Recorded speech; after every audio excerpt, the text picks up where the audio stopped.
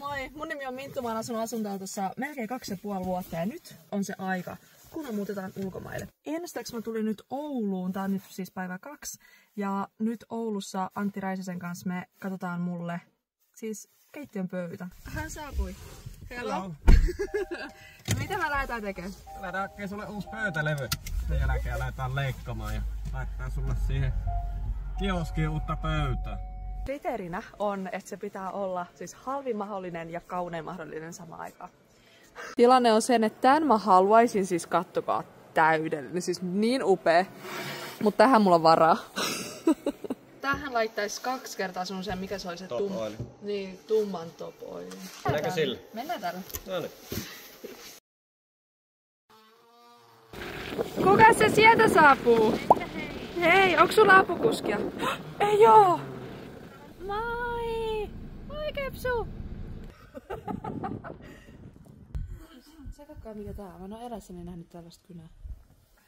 Musta tuntuu, että mä haluan enemmän semmoista tosi isoa. Voidaan piirtää ekana täydellinen ympyrä siihen. Jo ei. Ei mene ihan liian. epähomma. Mene liian hypistelyksi.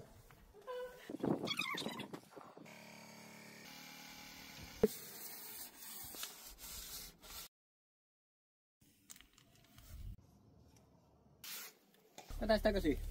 Tää oli maailman siistein juttu. Tässä on suunniteltu maha-aukko. Eli kun me syödään romanttista kynttiläillallista, niin tähän mahtuu sit se maha tuohon. Hei tyypit, tää oli maailman siistein juttu ikinä. Kiitos. Ole hyvä. Ole hyvä vain.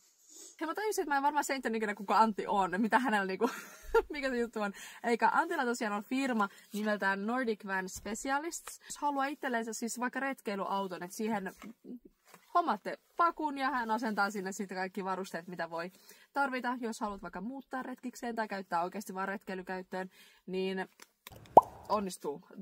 Taattua laatua. Tässä käyntikortin takana lukee, että hän antaa palveluita, jotka ovat muun muassa matkailuajoneuvojen valmistus, muutostyöt, lisäistuimien asennus, 3D-suunnittelu, lisävarustelu ja eristys sekä sisäverhoilu.